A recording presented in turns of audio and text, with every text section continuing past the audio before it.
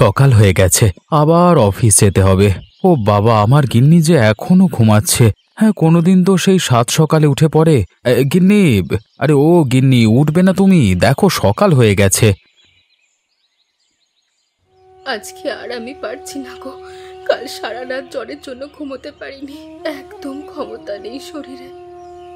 সে কি গো, রাতে জ্বর এসেছিল, তুমি আমাকে ডাকোনি কেন? সারা দিন কাজের পর আমি না হয় ঘুমিয়ে গিয়েছিলাম। তোমার সমস্যা হচ্ছিল, তুমি তো ডাকবে, আমি অত জলপটি করে দিতাম। না না, তুমি সারাদিন পর একটু শান্তিতে ঘুমো, তাই জন্য আর ডাকিনি। আবার আজকে সকালে অফিস যাবে। আচ্ছা ঠিক আছে, তাহলে তুমি বিশ্রাম করো। আজকে একদম কোনো কাজ নয়, আমি নিজে তৈরি হয়ে নিচ্ছি, নিজে খাবার বেড়ে নিচ্ছি। আর তাছাড়া মাও তো বাড়িতে আছে। না গো, শুয়ে থাকলে হবে না, বাড়ির কাজকর্ম পড়ে আছে, বাসন মাজা, কাপড় কাচা, ঘর ঝাড় দেওয়া। একদম নয়, কালকে তুমি বৃষ্টিতে ভিজে বাসনগুলো মেজেছিলে, তাই এমন হয়েছে। আজকে একদম নয়, যদিও বা বৃষ্টি পড়েনি, মেঘলা হয়ে আছে আকাশ, তাও তুমি বিশ্রাম করবে, এটা আমার শেষ কথা। আরে আমার কথাটা একবার শোনো। আমি স্নান করতে গেলাম, অফিস যেতে হবে, আমার কথার কোনো নড়চড় হবে না।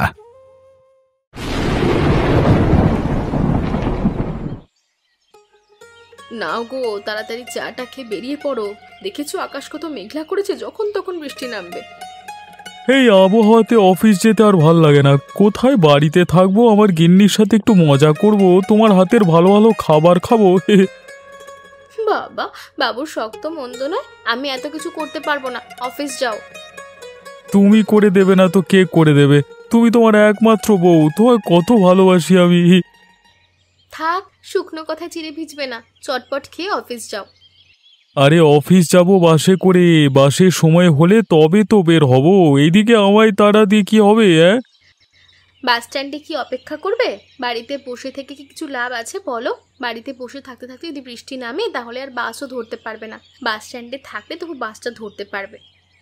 দেখি ওদিকে আবার পথিকের হলো কিনা, সব তো একসাথেই যাই, তাই না? তুমি তো একদম তৈরি হয়ে গেছো, আশা করছি পথিক দাদাও তৈরি হয়ে যাবে, কোনোদিন তো দেরি করে না। বলছিলাম গিন্নি, আমার টিফিন দিয়ে দিয়েছো তো? তো কি দিলে গো টিফিনে? আমার বরটা যেটা খেতে সব থেকে বেশি ভালোবাসে সেটাই বানিয়েছি, লুচি আর আলুর দম। তুমি এখন দাঁড়িয়ে বকবক করছো, যাও ভেতরে গিয়ে সব গুছিয়ে নাও। যাচ্ছি বাবা, যাচ্ছি। এই গিন্নি তো নয়, একটা অ্যালার্ম ঘড়ি, সব সময় সব মনে করিয়ে দেবে।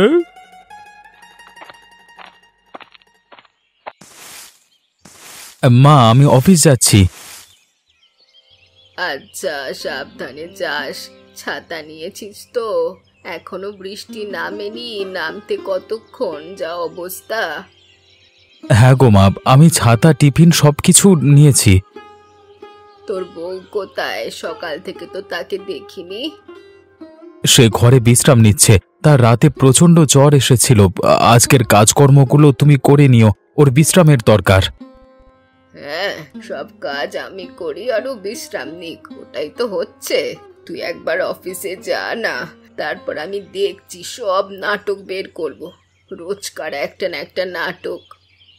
কি গো মা, চুপ করে আছো যে? কথার উত্তর দাও, তারপর তো আমি বেরোবো। হ্যাঁ রে, আমি সব করে নেব। আজও বিশ্রাম করুক, শরীরটা ভালো নয়, তুই সাবধানে যাস।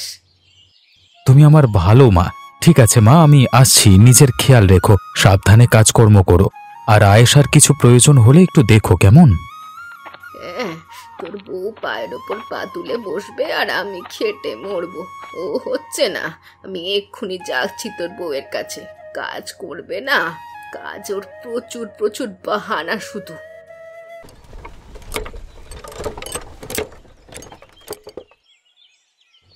এই যে মহারানী, কি ব্যাপার, এখনো পড়ে পড়ে ঘুমোচ্ছেন? বাড়ির কাজকর্ম নেই? আজকে শরীরটা আমার ভালো নেই, কাল সারা রাত জ্বরের জন্য ঘুমোতে পারিনি, ছটফট করেছি। আজকের দিনটা আমায় ছেড়ে দিন। ছেড়ে দেব মানে? তোর কাজগুলো আমি করব?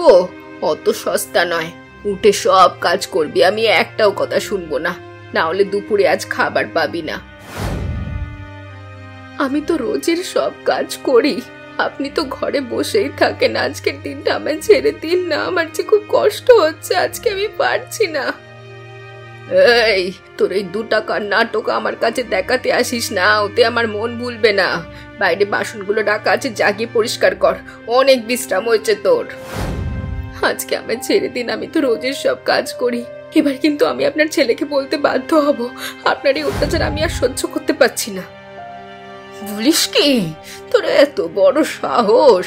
চুপচাপ কাজ করবি, আর আমার ছেলে যদি কোনো কারণে জানতে পারে তোকে এই বাড়ি থেকে আমি বের করব। যা কর বলছি। এইভাবে সব দলিল এখন আমার নামে রয়েছে, মাথায় রাখিস। কি যে পাপ করেছিলাম, এই বাড়িতে কেন বিয়ে হলো? একদিনও শান্তি পেলাম না বিধাতা, আমার সাথে কেন এমন হয়? আমার যে ভরসাটা আর থাকে না, কেন এত দুঃখ দিচ্ছ আমায়? কেন? কিরে, এখনো গেলি না তুই? আবার যাব নাকি? আমার সাথে ফাজলামি? এবার কিন্তু মার খাবি। যাচ্ছি আমি, গিয়ে সব বাসন কাপড় মাজবো, সব কিছু করবো।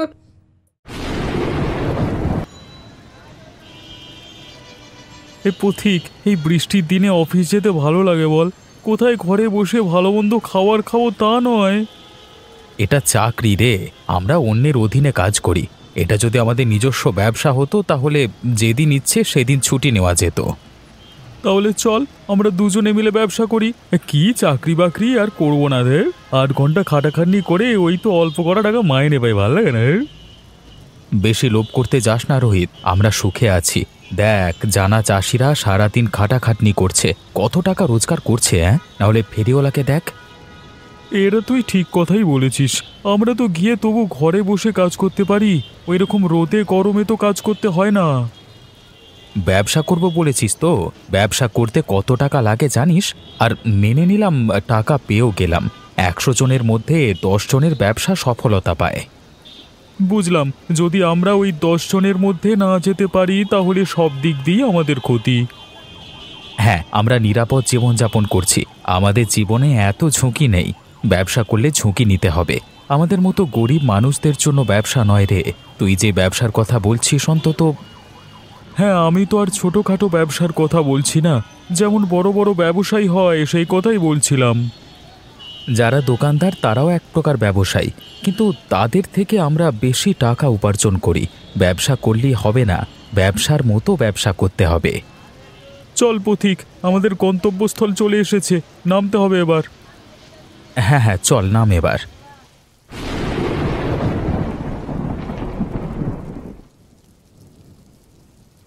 দিদি, বৃষ্টি পড়ছে যে, তুমি উঠোনে বসে এখনো বাসন পরিষ্কার করছো? দাওয়াই উঠে যাও, শরীর খারাপ করবে তো। আরে না না দিদি, কিছু হবে না, এটা করা আগে দরকার, এরপর পুকুরে যাব কাপড় কাচতে। আমি বুঝি তোমার দুঃখটা, কিসের জন্য তুমি এখন বৃষ্টিতে ভিজে ভিজে বাসন পরিষ্কার করছো? কি আর করবো বলো, আমার ভাগ্যটাই খারাপ। দাদা এলে আমি বলবো, তুমি কেন এত অত্যাচার সহ্য করো? দিদি একটু আসতে বলো, শাশুড়ি মা শুনতে পেলে আমার ওপর অত্যাচার করবে, আর আমি তোমার দাদাকে বলতে পারবো না। বললে দুজনকে ঘাড় ধাক্কা দিয়ে বার করে দেবে। কিছু তো একটা করতে হবে, এভাবে হাত গুটিয়ে বসে থাকলে তো হবে না। কিচ্ছু করার নেই দিদি, আমার ভাগ্য যেমন তেমনি হবে, কেউ কিছু করতে পারবে না। আমি সারা জীবন এভাবে অত্যাচারিত হব। আমরা সবাই মিলে একটা পরিকল্পনা করব, তুমি যাতে এগুলো থেকে মুক্তি পাও। দিদি দয়া করে কিছু করো না, আর আমার স্বামীকে কিছু বলো না, আমাদের ক্ষতি হয়ে যাবে, তোমার কাছে অনুরোধ করি। এভাবে বলবেন না, আমার খারাপ লাগবে। আচ্ছা দিদি, আমি পরে কথা বলবো, এসব কাজগুলো করিনি, না হলে আমাকে আবার মার খেতে হবে। তুমি তোমার কাজ করো।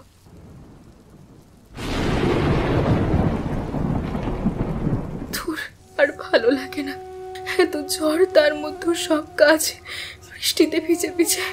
এরকম জীবনের থেকে মরে যাওয়া ভালো।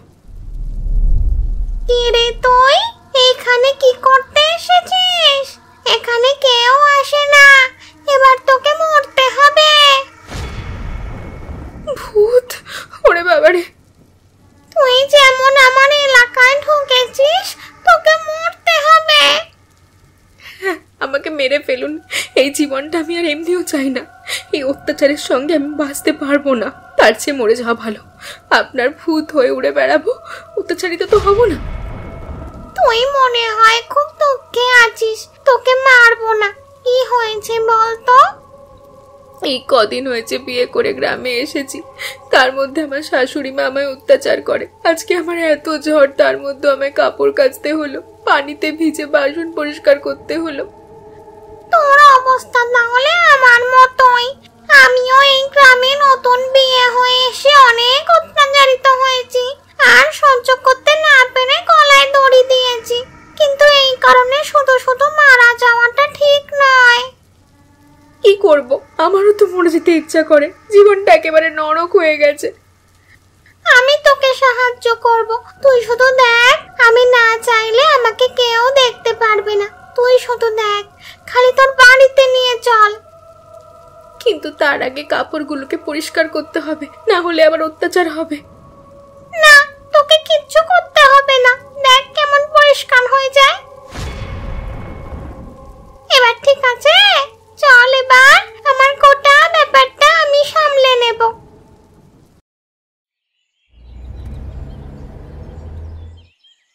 আজকে কি টিফিন এনেছিস রে পথিক? জানি না রে, দেখি গিন্নি কি দিয়েছে, খুললে তবেই তো জানতে পারবো। তবে তুই কি এনেছিস? আমাকে তো আমার বউ খিচুড়ি বানিয়ে দিয়েছে, এই ঠান্ডা আবহাওয়াতে খেতে খুব সুন্দর লাগে। আরে তোরও খিচুড়ি, আবার আমারও খিচুড়ি, আজকে কেমন দুজনের টিফিন মিলে গেল। হ্যাঁ রে, চল তাহলে আমরা খাওয়া শুরু করি, এক্ষুনি আবার টিফিনের সময় শেষ হয়ে যাবে, আবার কাজে লাগতে হবে। হ্যাঁ, তুই যা বলেছিস, খেয়ে দে একটু না বসলে ভালো লাগে না, শরীরটা কেমন কষ্ট হয়।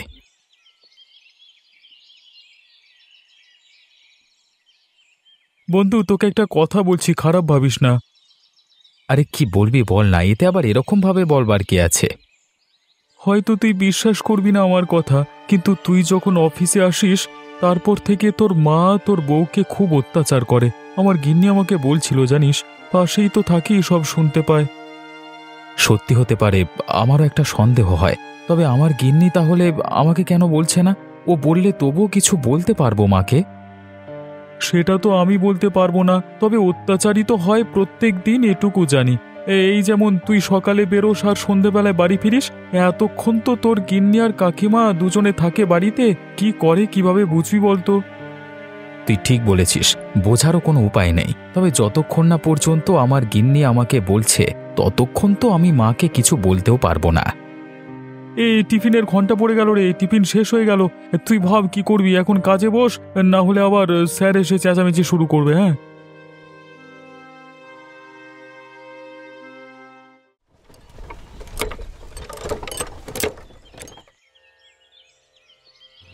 মা, আমি সমস্ত কাজ করেছি, এবার খেয়ে দিয়ে একটু বিশ্রাম নেব। তুমি তো বেরিয়ে গেলে সেই কখন, আসতে এত সময়? খাবার নেই, সব খাওয়া হয়ে গেছে। আপনি যদি সব খেয়ে নেন তাহলে আমি কি খাবো? আমি তো এত খাটাখাটনি করলাম। আবার মুখে মুখে কথা, বাবা মা শিক্ষা দেয়নি নাকি? শ্বশুর বাড়িতে কেমন ভাবে থাকতে হয় জানো না? তোকে তো মজা আমি রাত্রিবেলায় দেখাবো। আয়শা, ঘরে চলে যাও, মার খেও না।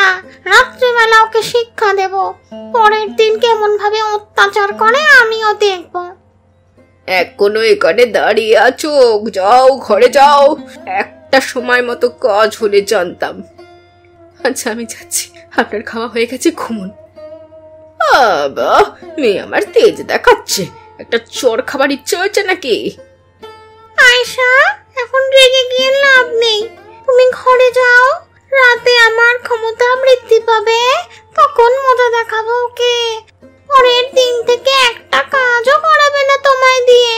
এখন ভালো মতো ঘরে এসো, কি আর করবে বলো, না খেয়েই থাকো। না, মারবেন না আমাকে, আমি ঘরে চলে যাচ্ছি। গিন্নি, গিন্নি, আমি চলে এসেছি। ও, তুমি এসে গেছো? তাড়াতাড়ি এসো, ভেতরে ঢোকো। বাবা, বৃষ্টিতে কি ভিজে গেছো গো? হ্যাঁ, সারাদিন বৃষ্টি হলে আর ভিজবো না, এই ছাতায় কতই বা পানি আটকায়। দাও দাও, আমাকে গামছাটা দাও দেখি। এই নাও, ভালো করে মোছো, না হলে তোমার আবার সর্দি কাশির ধাঁচ আছে, একটুতে আবার জ্বর সর্দি বাঁধিয়ে বসবে। আজকে খিচুড়িটা যা বানিয়েছিলে না, পুরো একদম ফাটাফাটি। আমি আর পথিক দুজনে মিলে খেয়েছি, বৌদিও খিচুড়ি বানিয়েছিল। ও তাই বুঝি? তবে তোমায় একটা কথা বলার ছিল। হ্যাঁ, কি কথা বলো না, আমি তো একেবারে ফাঁকা, তোমার সব কথা শুনবো। তুমি অফিসে বেরিয়ে যাওয়ার পর পথিক দাদার বউ অর্থাৎ দিদির উপর তার শ্বশুরি খুব অত্যাচার করে। আজকে বৃষ্টিতে বাসন মেজেছে জানো, পুরো কাপড় ভিজে পুকুরে গেছে। আজকে আমি এসব কথা বলেছি পথিককে, অফিসে বসে বসে বলেছিলাম টিফিন খাওয়ার সময়, এবার বাকি ব্যাপারটা ও বুঝে নেবে। কাউকে অত্যাচার করে দিদি তো কাকিমাকে মায়ের মতন দেখে। একটা মা তার মেয়েকে এইভাবে অত্যাচার করতে পারে? আর তাছাড়া আয়েশা তো ওনার স্ত্রী। ব্যাপারটা হচ্ছে পথিক ওর মায়ের মুখের উপর কিছু বলতে পারে না, যে যেমন করবে তাকে তেমন করতে হয়। ওকে আমি বললাম, এবার কি পদক্ষেপ নেবে আমি জানি না। আচ্ছা তুমি এসো, তোমায় খেতে দিচ্ছি, অনেক ধকল গেছে, তুমি রান্নাঘরে চলে এসো, খেতে দিচ্ছি। কি গো, আজকে তোমার অফিস কেমন গেল? সব ঠিকঠাক তো? হ্যাঁ, সবকিছু ভালোই ছিল। ওদিকে রোহিত ছিল, গল্প করলাম, একসাথে টিফিন খেলাম, বলা যায় খুব ভালোই কেটেছে আজকের দিনটা। বাহ, তাহলে খুব ভালো। তুমি হাসি খুশি থাকলে আমিও খুশি। আচ্ছা, তুমি আমাকে একটা কথা সত্যি করে বলো তো, মিথ্যে কথা কিন্তু বলবে না।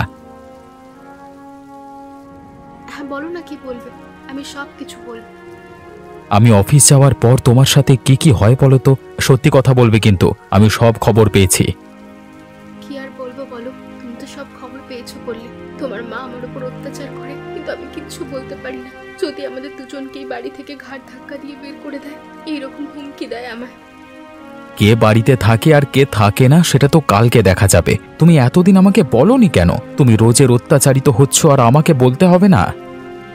তোমার মা আমায় খুব ভয় দেখায়, বলো তো বাড়ি থেকে তাড়িয়ে দিলে আমরা কোথায় থাকবো, তাই তোমায় বলিনি। ঠিক আছে, অত্যাচার করা আমি বের করছি কালকে। কালকে তোমার অফিস ছুটি, সারাদিন বাড়িতে থাকবো, দেখি কে তোমার উপর অত্যাচার করে। আর আমি প্রতিবাদ করতে গেলে আমায় যদি বাড়ি থেকে বের করে দেয় সেটাও বুঝে নেব। কেন ঝামেলা করছো বলো তো? ঝামেলা করার দরকার নেই, সব ঠিক হয়ে যাবে। তুমি দেখো, কালই সব ঠিক হয়ে যাবে। কি এমন আশ্চর্যকর ঘটনা ঘটবে যে মা একেবারে পাল্টে যাবে? তুমি দেখো না কি হয়। আশা করছি আর কিছু হবে না। আচ্ছা আজকে ঘুমিয়ে পড়ো, রাত হয়েছে, কাল সকালে একটু ঘুমোবে, অফিস ছুটি তো। আচ্ছা ঠিক আছে, ঘুমিয়ে পড়ো।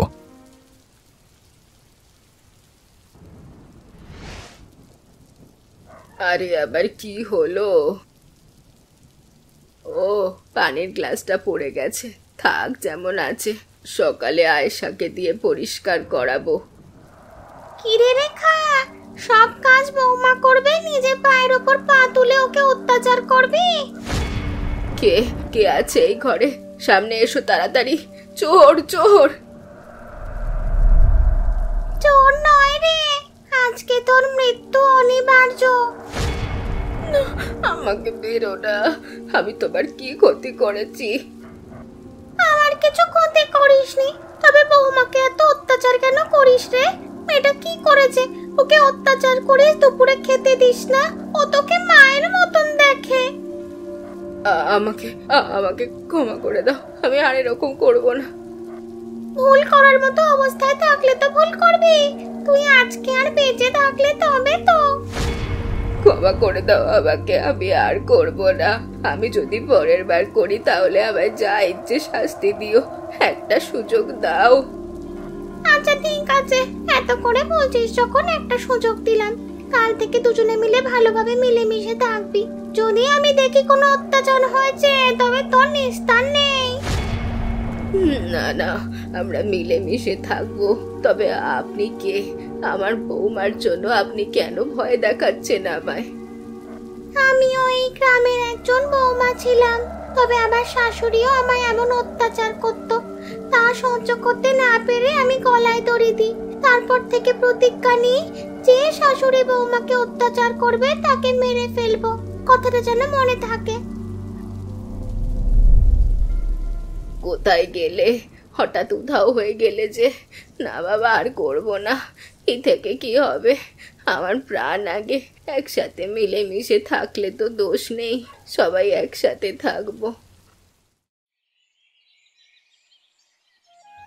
আকাশ খুব মেঘলা হয়ে আসছে, তাড়াতাড়ি বাসনগুলো পরিষ্কার করে ফেলতে হবে। বৃষ্টি হেলে আবার কেলোর কীর্তি।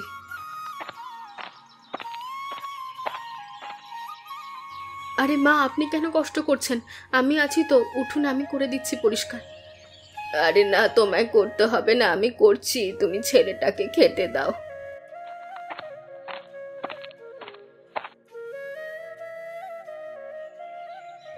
বাবা, একদিনে এত পরিবর্তন! মা, সত্যি কথা বলো, আয়েশার উপর অত্যাচার করেছো কিনা? হ্যাঁ রে বাবা, সত্যি আমি অনেক অত্যাচার করেছি, তবে আজ থেকে আর নয়, আমরা মিলেমিশে থাকবো। কিন্তু এত পরিবর্তন কিভাবে এলো? কাল রাতে আমাদের বাড়িতে একটা ভয়ঙ্কর ভূত এসেছিল। সে আমাকে মারবে বলেছে যদি অত্যাচার করি না আমরা মিলেমিশে থাকবো। এই ভূতের সাথে আমার কাল দেখা হয়েছিল পুকুর পাড়ে। কাপড় পরিষ্কার করতে গিয়েছিলাম, আমাকে মারার হুমকি দিচ্ছিল, কিন্তু আমার সবকিছু জেনে আর মারেনি। ভূত হলো স্বভাব ভালো। মা, তাহলে তুমি তোমার ভুল বুঝতে পারলে। হ্যাঁ রে, আমি আমার ভুল বুঝতে পেরেছি। আমি আর অত্যাচার করব না। শাশুড়ি বৌমা মিলে ভালোভাবে সংসারের কাজ করব। তুই অত্যাচারী শাশুড়ি আর জীবিত নেই। মা, আজকে তাহলে একটু গরম ভাত করি, দেখে মনে হচ্ছে বৃষ্টি নামবে। দুপুরে গরম ভাত খেতেও ভালো লাগে। হ্যাঁ, তুমি তাহলে তাই করো। আমি এই বাসনগুলো পরিষ্কার করে যাচ্ছি। আর একদম ভয় পেও না, ঠিক আছে? আমি তোমার মায়ের মতন নয়, পুরোপুরি তোমারই মা। অবশেষে আমাদের বাড়িতেও শান্তি ফিরে এলো। ভূতকে জানাই ধন্যবাদ।